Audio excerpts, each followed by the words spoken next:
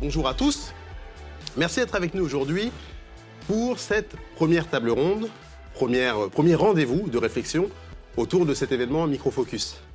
Virgile l'a dit, la transformation numérique est très importante pour un grand nombre d'entreprises et la période particulière qu'on traverse la rend particulièrement critique pour nombre des gens qui nous regardent et bien sûr des entreprises qui s'intéressent à cette problématique. Cette table ronde que nous allons poursuivre et sur laquelle nous allons réfléchir dans quelques instants s'intitule « Comment la DSI peut aider les organisations à rebondir ». On sait que la crise a été particulièrement virulente, peut-être même mouvementée pour certaines entreprises. On sait que notamment certaines ont accéléré en matière de cloud computing.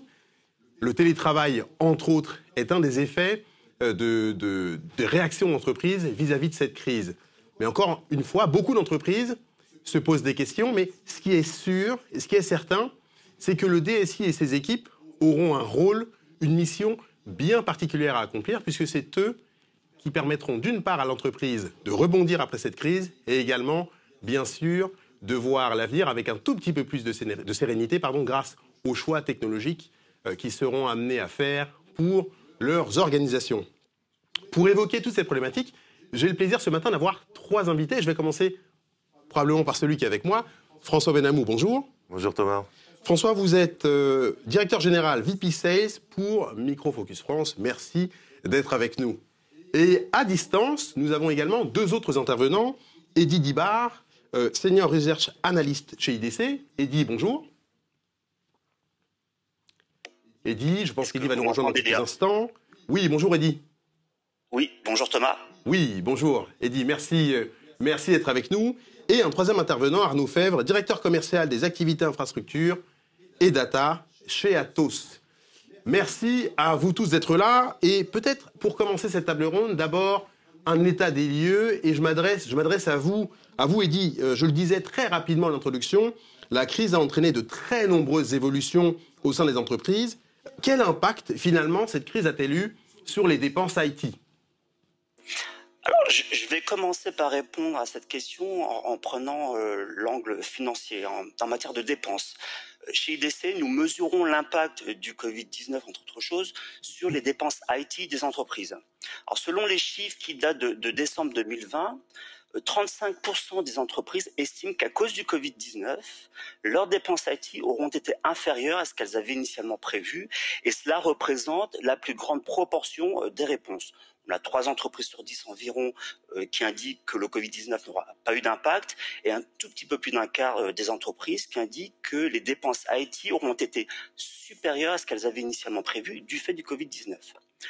En 2021, la tendance va s'inverser, c'est-à-dire que 32% des entreprises, donc la plus grande proportion des entreprises, indiquent que du fait du Covid-19, leurs dépenses IT seront probablement supérieures à ce qu'elles ont initialement anticipé.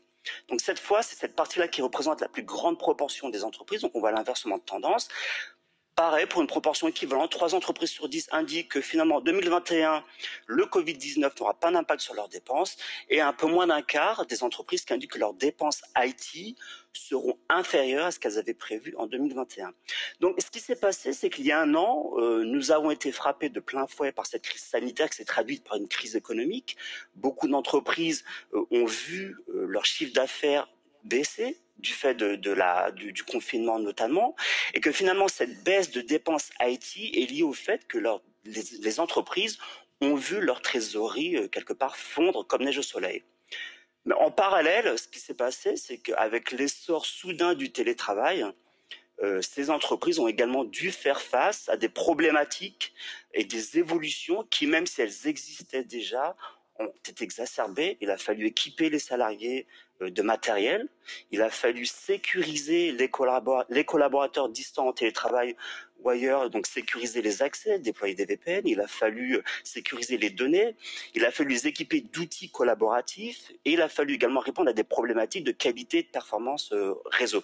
Donc on est vraiment dans une problématique tendue entre d'une part des investissements qui ont été impactés, mais d'un autre côté des investissements qu'il faut continuer à réaliser pour assurer la résilience de l'entreprise. D'accord. Comment, Eddy, la crise a-t-elle impacté les nouveaux projets ? Vous dites que justement, une partie de la trésorerie a fondu. On sait qu'aujourd'hui, les entreprises font beaucoup plus attention, effectivement, du fait de la crise et des projections qu'elles doivent faire. Elles font attention, effectivement, à leurs dépenses. Quel effet et quel impact la crise a-t-elle eu sur ces dépenses, justement? Alors, ce qu'on peut commencer par dire, c'est qu'en 2020, 7 entreprises sur 10 d'Europe de l'Ouest n'ont pas lancé de nouveaux projets de transformation numérique. Donc c'est déjà un bon indicateur. Si on regarde en revanche l'évolution des dépenses IT entre 2020 et 2021, donc c'est-à-dire ce qui lancera en 2021, sur les différents pans technologiques auxquels elles peuvent accéder, ce qu'on se rend compte, c'est que la sécurité, les plateformes de collaboration, les plateformes collaboratives comme Teams, Slack, etc., le digital workspace, donc ces solutions qui permettent de fournir un environnement de travail sécurisé, personnalisé aux collaborateurs, sont les affichent les plus fortes progressions en termes de dépenses qui seront consacrées, des dépenses IT qui seront consacrées. Et donc tout ça en gardant en tête que la plus grande proportion des entreprises, 38%, cherchent avant tout à optimiser les coûts du fait de cette baisse de chiffre d'affaires. D'accord. Eddy, quels sont, selon vous, les 3 défis auxquels les entreprises devront faire face dans les prochains mois? Alors, nous avons demandé aux entreprises, quand vous songez à rendre votre activité plus résiliente, à quels défis justement faites-vous quant au développement de nouveaux produits, de nouveaux services, de nouveaux business models, parce que c'est ça, quand on veut devenir résilient, comment on s'assure de pouvoir garantir l'activité, quels que soient les cas de force majeure auxquels on fait face. Première réponse, pour 21% des entreprises, c'est le manque de compétences, le manque de talent qui va leur permettre de garantir cette résilience. On sait bien aujourd'hui la pénurie que les entreprises, les difficultés que les entreprises peuvent avoir à recruter en matière de sécurité et de protection des données, également en matière de cloud computing, et je pense qu'on y reviendra un petit peu plus tard dans cette discussion, mais également tout ce qui concerne les technologies cognitives type intelligence artificielle et machine learning. Donc ça, c'est le premier défi, les talents. Deuxième défi, elles sont trop occupées à faire fonctionner l'entreprise aujourd'hui et elles estiment qu'elles n'ont pas besoin de davantage de changements pour une entreprise sur 5. Donc elles sont vraiment occupées aujourd'hui à maintenir leur activité à flot, à continuer à faire en sorte que leur activité fonctionne. Et enfin, troisième défi, c'est que leurs équipes, donc les entreprises elles-mêmes, n'ont pas un état d'esprit, n'ont pas une culture orientée innovation, et c'est ce qui, selon elles, les freine pour un petit peu moins d'une entreprise sur 5, plus précisément 18% des entreprises qui ont répondu à cela. Merci Eddy pour ce contexte déjà qui est très important, qui nous permet déjà de mieux comprendre l'état d'esprit et surtout l'état des finances, notamment des entreprises au cours de ces derniers mois. Je voudrais maintenant qu'on consacre un peu notre réflexion sur sur un sujet que vous avez abordé juste à la fin, qui était celui des défis. Je voudrais qu'on parle également des freins auxquels les entreprises vont être confrontées dans les mois qui viennent. Et cette fois-ci, je m'adresse à Arnaud Fèvre. On le disait, hein, de très nombreuses entreprises ont, dans le meilleur des cas, accéléré la mise en place du télétravail. Eddy l'a mentionné à l'instant. Et dans le pire, elles ont dû être quasiment prêtes du jour au lendemain, avec tout ce que ça implique, notamment en termes de sécurité, en termes de préparation des équipes, en termes de matériel, comme l'a dit Eddy. Quelles étaient, Arnaud, selon vous, les problématiques des entreprises à ce moment-là, et quels conseils et outils avez-vous aidé vos clients à développer? Oui, bonjour Thomas, merci. Bonjour François, bonjour Eddy, bonjour à tout le monde. Ouais, écoutez, c'est vrai que à partir du mois de mars l'année dernière, l'enjeu c'était la rapidité d'exécution. Ce qui apparaît comme à peu près normal aujourd'hui, le télétravail n'était pas aussi évident pour tout le monde il y a quelques mois. Donc pour nous, le défi avec nos différents clients, ça a été de les aider à accélérer cette expérience de leurs collaborateurs à travailler chez eux comme s'ils étaient dans leur propre bureau. Donc les défis, tout à l'heure Eddy, tu l'as évoqué, c'était tout d'abord équiper tout le monde, hein, ça peut surprendre, mais toutes les entreprises n'avaient pas la capacité d'équiper leurs clients. Donc là c'est la rapidité d'exécution, de mise en place des différents partenaires et fournisseurs hardware, hein, retrouver des stocks et puis aller secouer tout ça pour que la logistique se fasse correctement. Ensuite c'est la scalabilité. Du jour au lendemain, les réseaux des entreprises se retrouvaient un petit peu surchargés, donc il a fallu optimiser la qualité, Eddy, tu l'évoquais, des différents VPN, ça c'était critique. Et puis ensuite, les outils de collaboration. Tous les outils de collaboration n'étaient pas forcément à niveau. Il n'y avait pas forcément les outils de visioconférence, pas forcément les outils de sécurité ou même de téléphonie. Donc là, il a fallu créer assez rapidement, à moindre coût, des outils, des solutions qui intégraient de la téléphonie, de la visioconférence et la capacité d'avoir des outils de collaboration. Puisque dans cette démarche, certaines entreprises ont beaucoup travaillé là-dessus et nous, on aide dans du conseil et dans de l'accompagnement au changement, à ce que les collaborateurs de l'entreprise puissent travailler le plus facilement à distance. Donc c'est un changement de travail, on échange des documents, on a des nouveaux outils pour échanger ces documents, on travaille à la maison comme au bureau. On peut même prendre, si vous voulez, la connexion de son ordinateur de bureau chez soi à partir de son PC portable. Donc tous ces enjeux-là, il a fallu le faire assez rapidement et tout en sécurisant parfaitement la totalité à la fois des réseaux et de l'accès aux données. Donc ça, c'était l'enjeu principal avec du single sign-on et puis même des messageries cryptées, parfois pour certains collaborateurs particuliers, comme les VIP. Donc accélérer à moindre coût avec des nouveaux outils. Donc je pense que ça, c'est un peu derrière nous. Les entreprises ont compris, se sont équipées pour cette remise à niveau, cette scalabilité. Désormais, le défi, c'est essentiellement la sécurisation et des mises en condition d'un déploiement ultra rapide et totalement standard. Je pense qu'on en est là. Ce nouveau modèle qu'on appelle le nouveau normal, tout le monde est prêt. Et c'est vrai, Eddy, je confirme ce que tu disais, ça a accéléré beaucoup de projets de workplace, de modernisation du workplace, qui devient totalement vital maintenant pour la collaboration de tous les employés. Dans ce cadre-là, il y a effectivement un élément qui est très important, et on va en parler avec François, et ce sera ma question, c'est le développement de services IT. Certaines entreprises y sont allées, d'ailleurs on en parlait il y a quelques jours avec La Poste, certains ont choisi de développer des portails IT pour que les métiers, alors, la DSI puisse y avoir accès et plein d'autres métiers. Pourquoi est-ce que c'était si important pour les entreprises, ces portails IT, et qu'est-ce qu'ils permettaient aux entreprises de faire ? Les portails IT avaient dans le contexte qu'on a connu, c'est-à-dire la perte de proximité de nos employés.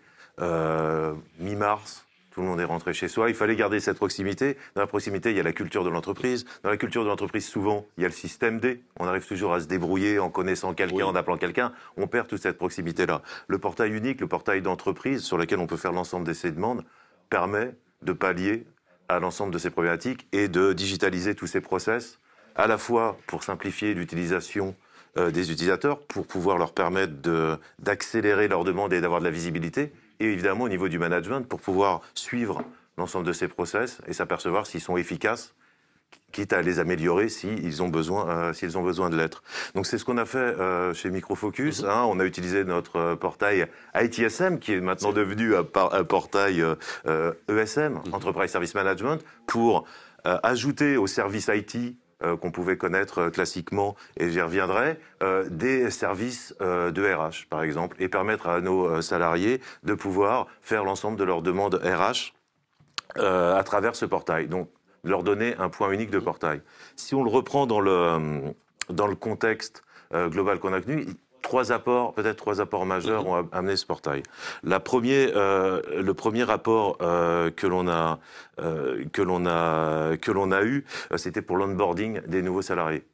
D'accord. Tous les process n'étaient pas forcément digitalisés. On a tous connu maintenant, depuis bientôt 1 an, des nouveaux salariés qui nous ont rejoints, et donc la capacité à travers ce portail pour l'ensemble des managers de demander l'accès aux applications, de travailler avec les RH, de suivre l'ensemble des demandes jusqu'à la livraison du matériel, ça a été un point extrêmement important, et je pense que pour les entreprises, oui, c'est un point de gestion de l'onboarding. Mais ça permet aussi de gagner du temps, parce qu'on ne peut pas se permettre d'attendre 1 mois pour que le salarié... Exactement, donc on gagne du temps, on gagne effectivement du temps à la fois, et on va dire des soucis en bout avec le temps et des problématiques. Et puis l'image de votre entreprise, quand vous avez un salarié qui arrive, s'il doit attendre longtemps, déjà c'est pas forcément ce qu'il pouvait percevoir de votre entreprise dès le départ. Donc le onboarding des salariés, on a aussi lancé, et c'est ce que disait Arnaud, on a aussi accéléré, je dirais, le déploiement. On a décidé de changer l'ensemble du matériel portable de nos collaborateurs, changer 12 000 PC portable dans l'entreprise, ça nécessite aussi des process, Bien sûr. ça nécessite un suivi à travers le monde. Le portail nous a permis de faire ça. Et le dernier point, je parlais un peu de système D au départ. On a dans notre portail l'utilisation du langage naturel à travers de chatbox, où on peut poser ses questions, comme on pourrait poser à son collègue, et au fait, comment je trouve ça, ou comment je fais ceci. Et automatiquement, l'outil donne les réponses aux questions posées. Donc on retrouve quelque part cette culture et ce système D, c'est ce qu'on essaye d'offrir à nos salariés. D'accord. J'aimerais qu'on revienne en détail, vous l'avez mentionné rapidement, François, j'aimerais qu'on revienne en détail sur la manière dont vous-même, vous avez réagi, comment vous êtes, alors vous l'avez dit, vous êtes servi de votre portail vous-même, comment est-ce que vous avez appréhendé et comment est-ce que vous avez mis à contribution l'ensemble de vos outils pour vous permettre d'une part de traverser cette période, parce qu'il y a eu le premier confinement, il y a eu le deuxième confinement, il y a eu la crise sanitaire qui a bien sûr bousculé tout le monde. Comment est-ce que vous avez mis à profit tous ces outils-là pour justement vous permettre de retomber sur vos pieds et permettre à toutes vos équipes de rester mobilisées, de rester productives? C'est la question du cordonnier. Est-ce qu'ils sont bien chaussés? Exactement. On a parlé du portail, donc dans la partie entreprise, portail d'entreprise, extrêmement important. On a aussi étendu notre usage du cloud, particulièrement du cloud public, pour permettre à l'ensemble de nos développeurs de pouvoir d'avoir accès à plus de machines, plus de ressources de là où ils étaient basés. D'accord. Et pour ça, on a utilisé notre plateforme de management cloud management platform, qui permet de délivrer l'ensemble des services. Ce qui est intéressant, c'est que cette cloud platform, elle est aussi maintenant intégrée dans le portail d'entreprise. Donc on a bien un outil central, global, qui permet de faire l'ensemble des demandes, qu'elles soient IT, qu'elles soient de développement, qu'elles soient RH, comme on a pu voir. Ça, c'est une des illustrations. Une autre illustration, évidemment, on a essayé de renforcer la sécurité. D'accord ? Arnaud parlait du VPN. Évidemment, on a renforcé l'usage du VPN et on a aussi, il est important, renforcer l'authentification autour du VPN. C'est important, quand tout le monde travaille de chez soi, d'être sûr que c'est la bonne personne qui a accès de l'autre côté du réseau. Et là, on a un outil d'authentification multifacteur qu'on a mis en place pour que l'ensemble des collaborateurs, quand ils s'identifient de façon obligatoire via le VPN, prouvent que ce sont bien les personnes via une double authentification, à la fois en login mot de passe et de l'autre côté à travers leur téléphone, la confirmation que c'est bien à travers leur téléphone mobile. Un autre exemple en termes de sécurité, parce que je pense que la sécurité, on en a parlé, c'était un des points extrêmement importants. On a aussi implémenté au-dessus de notre couche SIEM tout ce qui est UBR, donc User Behavior Analytics. Comment regarder, par exemple, la gestion de risque par rapport au comportement de nos utilisateurs. D'accord ? Est-ce que ça peut être normal ? Donc, mettre en place des process et des alertes en cas, par exemple, d'un collaborateur qui se connecterait au réseau de 2 endroits dans le monde différents avec un temps qui ne le permet pas. Je me suis connecté en France, je me suis connecté en France au bureau de la Défense et 1 heure après, je me suis connecté dans mes locaux de Moscou ou à travers l'infrastructure de Moscou. Ça peut être un problème. On peut remonter une alerte, a priori... Soit vous êtes très fort, mais on n'a pas encore cette technologie qui permet de le faire chez Microfocus, mais on y travaille. D'accord. Juste peut-être un tout petit détail, François, sur la Cloud Management Platform. Cet outil-là, vous allez le mettre, et vous le mettez déjà au service de vos clients. C'est quelque chose qu'ils vont pouvoir exploiter, justement.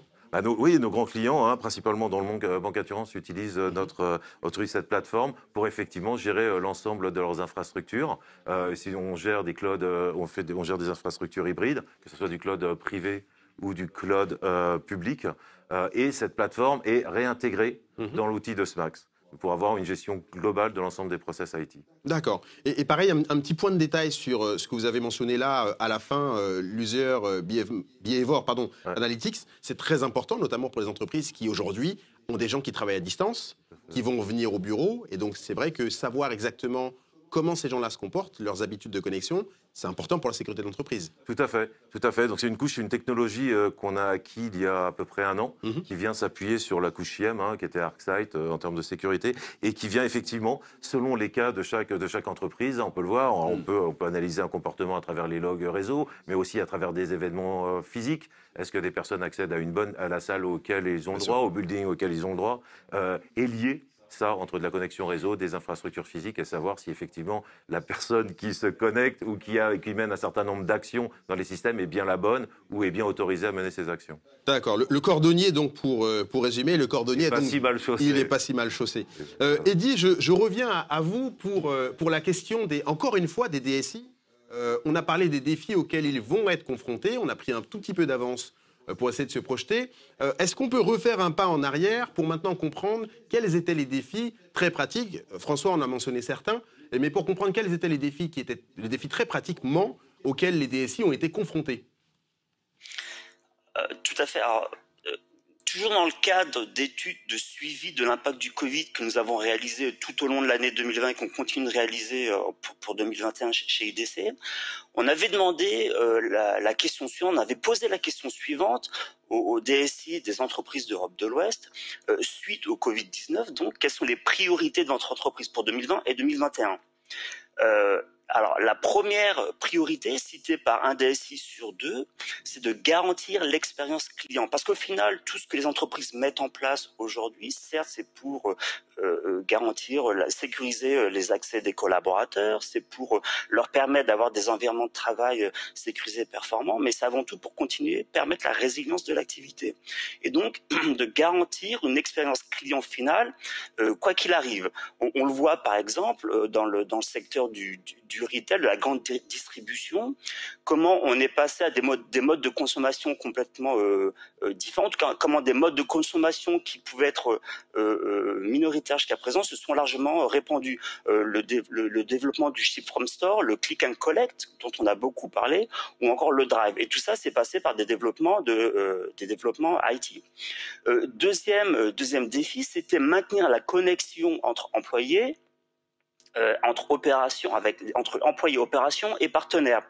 Et c'est là tout le sens des plateformes collaboratives qui ont été, dont on a parlé jusqu'à présent, pour pouvoir justement continuer à travailler de façon, encore une fois, complètement résiliente entre les différentes parties prenantes de projets ou également de mise en place de certaines solutions.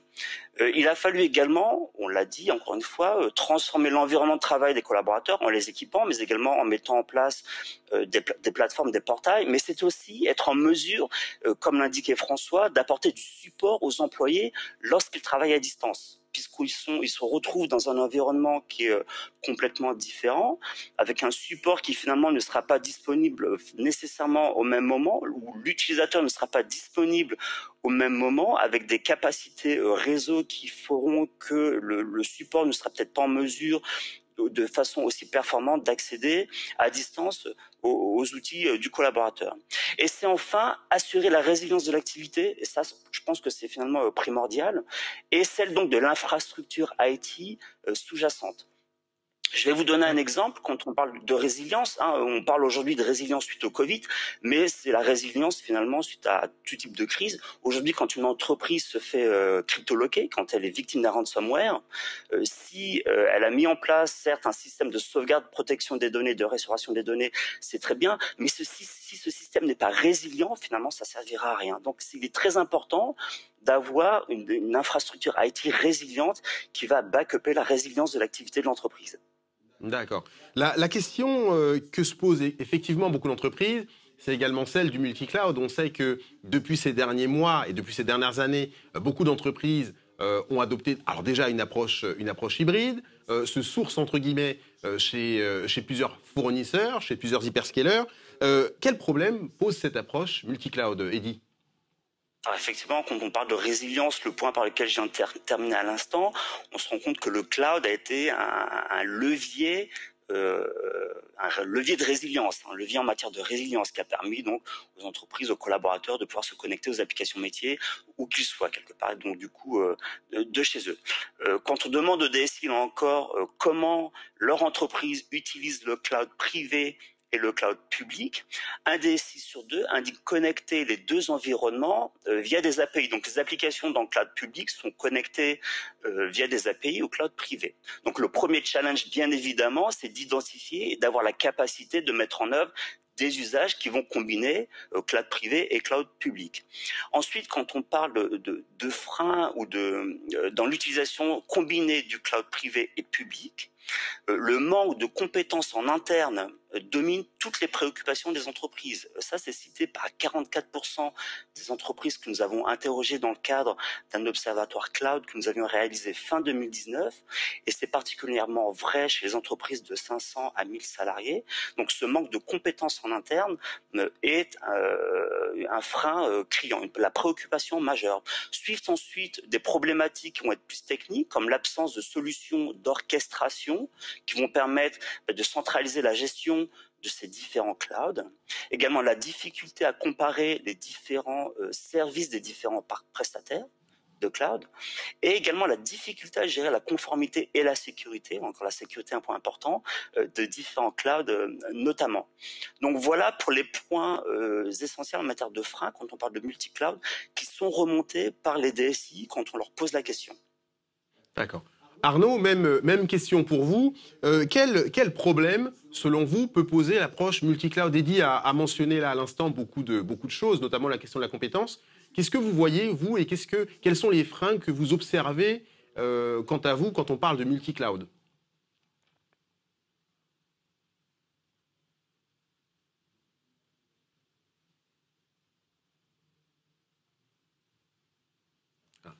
Je pense qu'Arnaud... Excusez-moi. Voilà. Donc, pour revenir un peu sur ce qu'a dit Eddy, aujourd'hui, la complexité, c'est la période amont. La période amont, c'est-à-dire cette période de sourcing où il faut bien choisir la cible d'infrastructure en fonction, si vous voulez, de l'inventaire de ces applications. De façon à des erreurs, soit des erreurs technologiques, soit des erreurs budgétaires. En amont, on travaille à cet assessment pour vérifier la compatibilité des différentes applications vers la cible des infrastructures. Convenir de leurs différentes interopérabilités et de voir dans quelle mesure cette démarche a une certaine valeur soit de coût, soit d'accélération technique, en mettant en perspective également la réorganisation de ces équipes technologiques ou de celles de différents fournisseurs. Donc j'attire l'attention de tout le monde que cette période amont, si elle est mal faite, en général on perd du temps et donc de l'argent.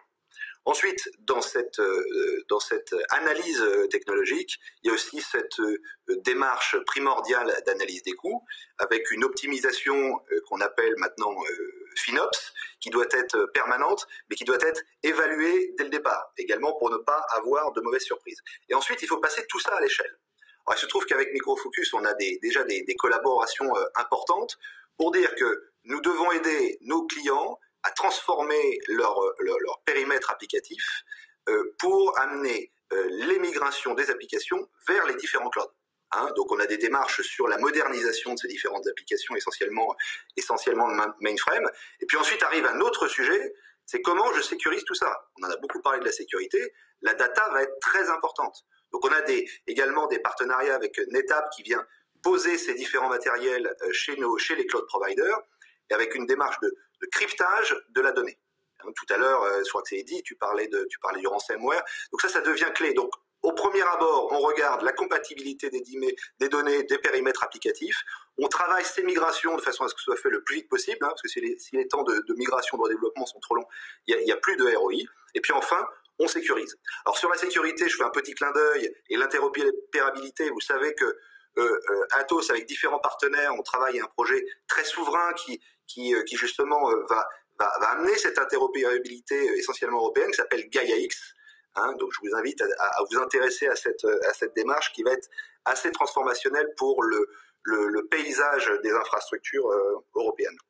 Donc voilà, c'est essentiellement cette période amont de sourcing et de validation à la fois technologique, budgétaire et de sécurisation à laquelle il faut être extrêmement attentif. D'accord.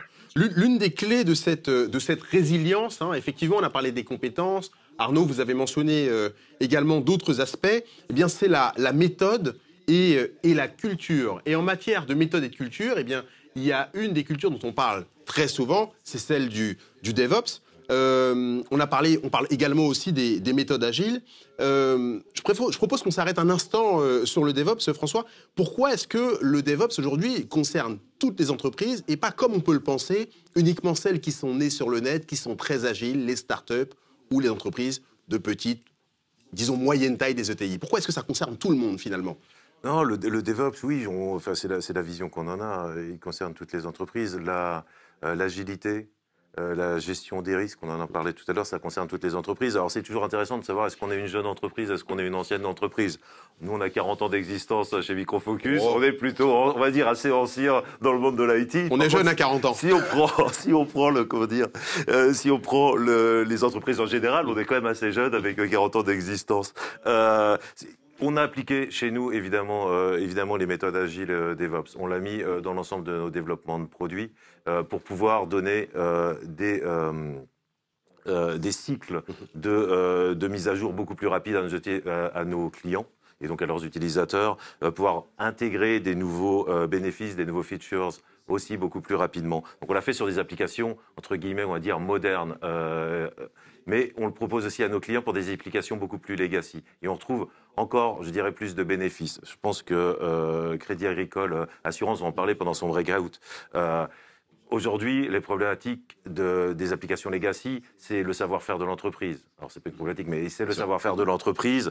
C'est des années de développement, c'est un avantage concurrentiel. D'accord ? Mais par contre, il y a une certaine lourdeur, on en parlait avant. On peut pas, et face à cette lourdeur, on a des risques.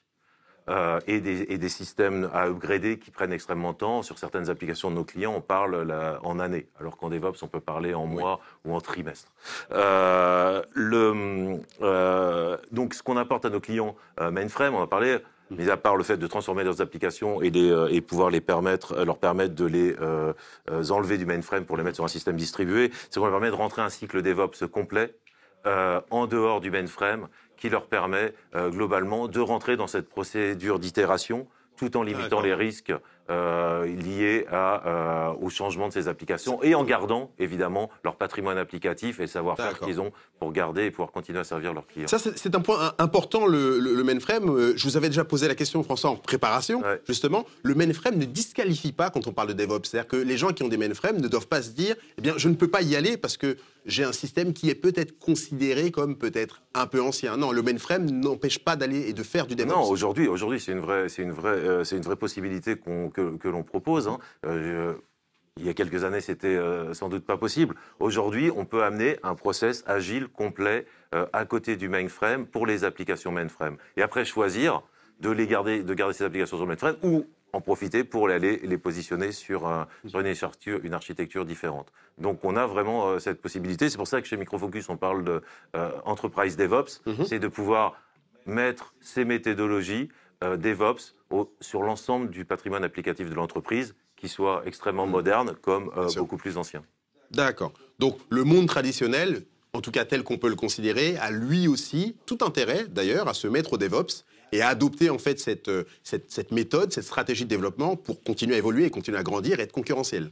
C'est ce qu'on propose, effectivement. C'est ce qu'on fait avec nos clients. Encore une fois, j'invite tout le monde, toutes les personnes qui peuvent être intéressées, à rejoindre le breakout de Crédit Agricole Assurance, qui va leur expliquer comment ils gèrent cette problématique-là. Voilà, donc restez avec nous, hein, bien sûr, vous en saurez plus dans les breakout sessions. Eddy, je reviens à vous. Il y a une très forte croissance du DevOps en entreprise. Est-ce que vous pouvez nous donner quelques chiffres pour qu'on comprenne à quel point ce phénomène est aussi important qu'on le conçoit et dont effectivement on vient d'en parler avec François?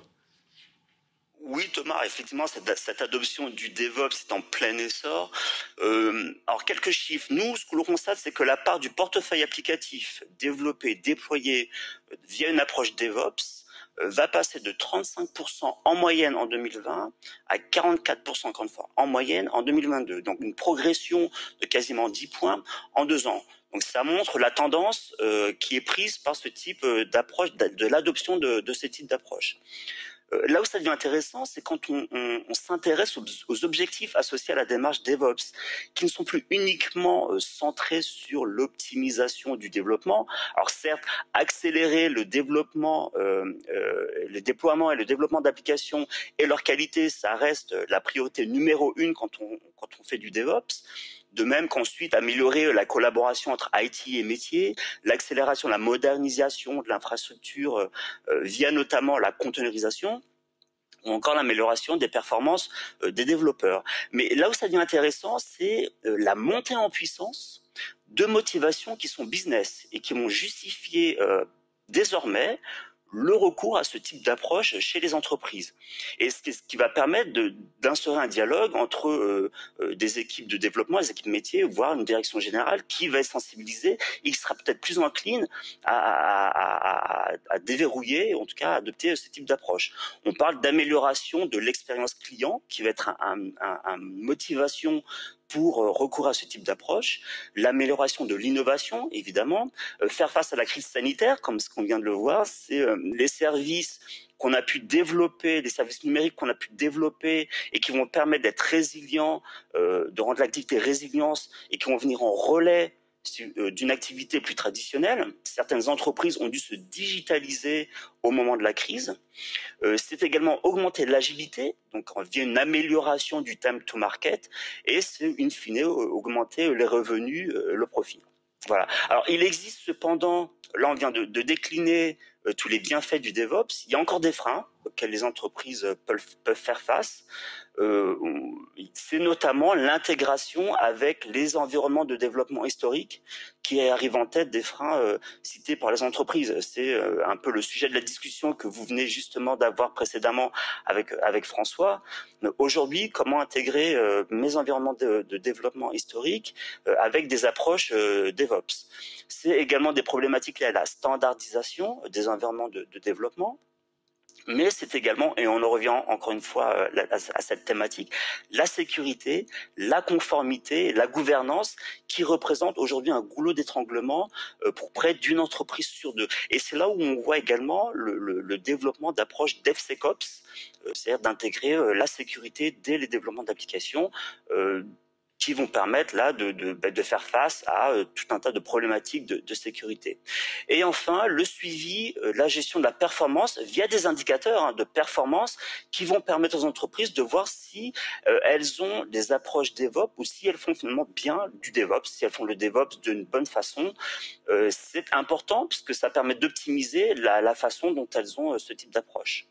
Et à cela, on peut ajouter quelques problématiques organisationnelles, puisque encore une fois, on parle beaucoup de technologie, mais derrière toute technologie, tous ces processus, il y a l'humain qui peut. Je vais m'arrêter là, mais c'est également des problématiques qu'il faut souligner, auxquelles il faut s'intéresser quand on adopte ce type de démarche. D'accord. Eddy, très rapidement, parce que le temps passe vite et on arrive quasiment à la fin de notre table ronde. Est-ce que vous pouvez citer, encore une fois, très rapidement, les actions prioritaires pour les DSI, en tout cas celles que vous anticipez pour les prochains mois, très rapidement, Eddy, s'il vous plaît. Alors, très rapidement, plus que celles qu'on anticipe, ce sont plutôt les retours que l'on a des entreprises. Ça va être le recours aux librairies open source. Qui aujourd'hui, c'est un sujet qui intéresse les entreprises. C'est également la gestion des API. Forcément, on en a parlé afin de pouvoir interconnecter les différents services. C'est la prise en compte de la sécurité. DevSecOps, on vient d'en parler. La sécurité, c'est primordial actuellement. Et je voudrais signaler, au-delà de ce top 3, pour une entreprise sur 5, c'est également le changement de la culture de l'entreprise qui va permettre là d'adopter ces nouvelles approches, d'innover et de pouvoir basculer vers un mode plus agile. D'accord. Merci. Ça, c'était du rapide. Merci beaucoup, Eddy. On arrive quasiment à la toute fin de notre table ronde. Et François, si vous deviez diffuser comme ça 2 messages que vous souhaitez que les gens retiennent, alors on a beaucoup parlé de résilience, on a parlé de DevOps, on a parlé du fait qu'effectivement le monde traditionnel avait lui aussi le droit d'évoluer en s'appuyant sur des techniques comme celle du DevOps ou comme l'agilité. Qu'est-ce que vous voudriez que les gens retiennent de l'échange très riche et très intéressant qu'on a eu avec Arnaud, Eddy et vous-même ? Alors, écoutez, si on prend 2 points, je pense que ce qui est important pour chacun de retenir, c'est cette accélération que le contexte actuel nous apporte. Okay, on sait que le monde sera dans quelques mois bien différent, qu'il s'y revient à nouveau normal, il sera bien différent et qu'on aura adapté nos entreprises.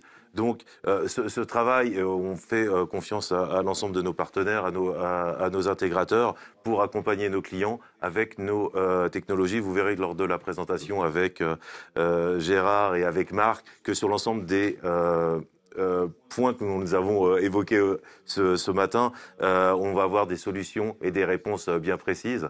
Donc, continuez à participer à cet événement. Je voudrais remercier tous les gens et les nombreuses personnes qui sont connectées ce matin. Je voulais remercier Arnaud, évidemment. remercier Eddy, vous-même, et puis profiter aussi pour remercier nos sponsors. On est ravis d'avoir avec nous ce matin pour l'ensemble des sessions Atos, Sopra, Microsoft, excusez-moi, Microfocus, évidemment, toutes les équipes sont là. Évidemment, Sogeti, qui sont nos sponsors pour cet événement et qui sont là pour faire part de leurs expériences et comment permettre aux entreprises d'avancer. Évidemment, nos clients qui vont témoigner. On a la chance d'avoir avec nous Avem, qui va parler de DevOps. On a Generali qui va parler de DevSecOps. On a le Crédit Agricole Assurance qui va parler évidemment aussi de DevOps et Sopra de son utilisation du portail d'entreprise. Donc, on va reprendre toutes ces thématiques. Voilà, donc je voudrais remercier tout le monde pour sa participation et puis souhaiter une très bonne matinée à l'ensemble de nos auditeurs. D'accord, écoutez, merci beaucoup François, c'est à moi aussi de vous remercier. Merci François, merci Arnaud, merci Eddy. Et vous l'avez compris, le programme à suivre est très riche, donc restez avec nous. Et je cède la parole notamment à Gérard Daniel pour la suite de notre programme. Nous allons parler mainframe, cloud mobile, les clés de la transformation du SI. Merci d'avoir été avec nous. Restez avec nous, vraiment, la suite du programme est tout aussi riche et intéressante. Merci beaucoup.